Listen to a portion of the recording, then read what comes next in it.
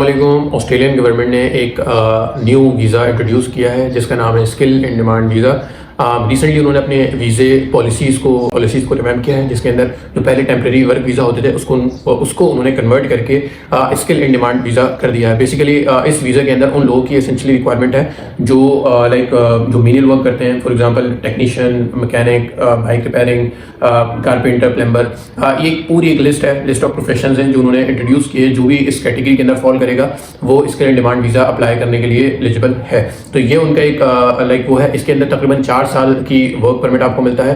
4 साल के बाद वो कन्वर्टेबल है पीआर के अंदर, यानी आपको फिर परमानेंट रेजिडेंस मिल जाएगी, जिसके बाद आप जो है ऑस्ट्रेलियन सिटीजन हो जाओगे। अपनी फैमिली को भी वहाँ पे जो है आप बुला लोगे और आपके जितने भी आपसे रिलेटेड या आपसे एसोसिएटेड जितने भी लोग हैं वो सब ऑस्ट्रेलियन सिटीजन बन जाएंगे। देन उसके अकॉर्डिंगली आपको फिर पर्क्स एंड बेनिफिट्स वगैरह मिलेंगे।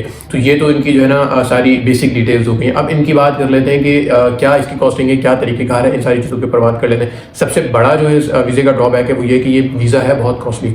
अगर आपको लगता है कि आप जो है लिटरली आपको इंग्लिश स्पीकिंग कंट्री में मूव करना है तो फिर तो आपके लिए सही है, और अगर आपको लगता है कि आप अफोर्ड कर लेंगे तो फिर ये भी आपके लिए एक वाइटल ऑप्शन है। एसेंशियली जो इसकी फ़ी है तकरीबन, जो सिर्फ वीज़ा फ़ी है, जो सबसे बड़ा जिसको मैं ड्रॉबैक समझ रहा हूँ, तकरीबन 3100 इसकी ऑस्ट्रेलियन डॉलर्स की, जो पाकिस्तानी पी के आर में तकरीबन 5.5-6 लाख रुपए बनते हैं। देन उसके बाद ऑनवर्ड्स आपको जो है अपनी स्किल असेसमेंट भी करवानी पड़ती है। फॉर एग्जाम्पल अगर आप यहाँ पे कारपेंटर का काम करते हैं तो कारपेंटर के लिए आपको जो है अपनी स्किल को असेस करवाना पड़ेगा। और स्किल को कैसे असेसमेंट आप करवाएंगे, ऑस्ट्रेलियन गवर्नमेंट ने कुछ रेलिवेंट इंस्टीट्यूशंस बनाए हुए होते हैं जहाँ पे आप जाके अपने काम, अपने हुनर को जो भी है उसको असेस करवाते हैं। असेस कराने के बाद वो उसको आपको ग्रेडिंग करेंगे। ग्रेडिंग के बाद वो बताएंगे कि आपकी जो भी आप स्किल के अंदर उसके अंदर आप कितने माहिर हैं। फिर उसके बाद वही रिपोर्ट बनेगी। रिपोर्ट उसी वीज़ा वो रिपोर्ट जो है उस वीज़ा को अप्लाई करने से पहले आपके पास होनी चाहिए उस वीज़ा को अप्लाई करने के लिए। देन उसके बाद आपको जो है आइल्स भी करना पड़ेगा। अब आप अंदाज़ा कर लें अगर आपके अंदर इतना गट, इतनी ग्रिट है, इतनी कैपेसिटी है कि आप जो है अपनी स्किल भी असेसमेंट करा सकें और अपनी आइल्स भी कर सकें और तकरीबन 3100 ऑस्ट्रेलियन डॉलर भी बेयर कर सकें, फिर तो मैं आपको कहता हूँ ये बड़ी अच्छी अपॉर्चुनिटी है। अदरवाइज आपके पास इसके अलावा और भी बहुत सारी एवेन्यूज़ हैं जहाँ पे आप कॉस्ट इफेक्टिव रहते हुए चीपली आप जो है वर्क वीज़े के अंदर निकल सकते हैं। भाई यूरोप के बहुत सारी जगह आपके पास, साउथ ईस्ट एशिया की बहुत सारी जगह है, गल्फ एरिया है, ये सारी ऐसी जगह हैं जहाँ पे आप बहुत पॉकेट फ्रेंडली रहते हुए आप अपने वर्क वीज़ा वगैरह या जॉब सिक्योर इजीली कर सकते हैं। और इसके अलावा आपको जॉब भी वहाँ पे कैसे लेनी पड़ेगी, आपको जो उनके अप्रूव्ड एम्प्लॉयर हैं, यानी जो ऑस्ट्रेलियन गवर्नमेंट के साथ जो अप्रूव्ड एजेंसी हैं, उनको पहले आपको रीच आउट करना पड़ेगा, उससे जो है उनके साथ जॉब सिक्योर करनी पड़ेगी, उनसे अपॉइंटमेंट मंगाना पड़ेगा। जब आप ऑफर लेटर या अपॉइंटमेंट दे देंगे उसके बाद आपको अपनी स्किल की असेसमेंट करानी पड़ेगी। देन उसके बाद आपको आइल्स करना पड़ेगा। आइल्स के बाद फिर आपको वीज़ा वगैरह के लिए अप्लाई करना पड़ेगा। तो वीज़ा की जो फ़ी है वो 3100 तकरीबन ऑस्ट्रेलियन डॉलर है। ये सारे पूरे प्रोसेस के अंदर कम से कम मैं समझता हूँ 10 से 12 लाख रुपए आपके लग जाएंगे। लेकिन आपको बेनिफिट ये मिलेगा कि एक long grand scheme of things के अंदर चीज़ें आपके लिए बहुत बेनिफिशियल रहेंगी। आपको पीआर मिल जाएगा, फैमिली आपके साथ रहेगी, जितने भी एसोसिएट लोग हैं उन सबकी ज़िंदगियाँ वगैरह बन जाएंगी। आपकी ऑल इन ऑल आपकी जो स्टैंडर्ड ऑफ लिविंग है वो काफ़ी बेटर हो जाएगा। अगर आपको लगता है कि ये आपकी रेंज के अंदर है, अफोर्डेबल है, तो आप इस ऑप्शन को परस्यू करें। अगर नहीं है तो आपके पास और भी बहुत सारे एवेन्यूज़ हैं जिसके थ्रू आप जो है पाकिस्तान से माइग्रेट कर सकते हैं, इमिग्रेट कर सकते हैं।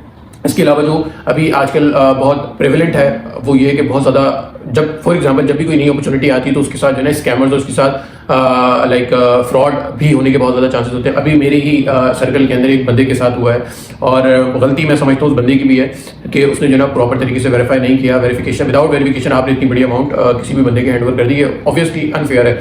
बेसिकली वो जो है उन्होंने स्किल इन डिमांड का वीज़ा, एक बंदा है पंजाब से, उन्होंने रब्ता किया मेरे जानने वाले से कि यार मैं तुम ऑस्ट्रेलिया भेज दूंगा और जो तकरीबन इतने पैसे लगेंगे, 1 आध महीने में तुम ऑस्ट्रेलिया में होगा और अगले महीने तुम काम करोगे। ये मतलब वो एक हाइप क्रिएट की। वो बेचारे इतने सादा लो इंसान के वो उसकी बातों में आ गए। उसको 8.5 लाख रुपए उस बंदे के अकाउंट में ट्रांसफर किए without verifying their credibility, without verifying their past work, without verifying their allocation. वो जो है उनकी सारी चीज़ों को निगलेक्ट करके उसको पैसे हैंड ओवर किया और बंदा गायब। तो ये बहुत सारी चीज़ें हो रही हैं, बहुत ज़्यादा फ्रॉड हो रहे हैं, बहुत ज़्यादा स्कैम हो रहे हैं। मैं सबको यही एडवाइस करता हूँ, इंटरनेट के ऊपर हर दुनिया जहाँ की इन्फॉर्मेशन अवेलेबल है, सिंपली आपको सिर्फ गूगल करना आना चाहिए और सिर्फ थोड़ा सा आपको समझ आना चाहिए।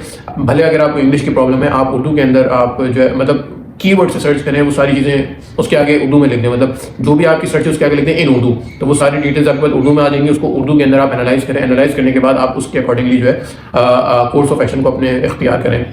तो स्कैमर से बचें, फ्रॉड लोगों से बचें। कंसल्टेंसी भी अगर आपको चाहिए, कंसल्टेंट भी आपको चाहिए, तो उन लोगों से बात करें जो बहुत ज़्यादा क्रेडिबल हो।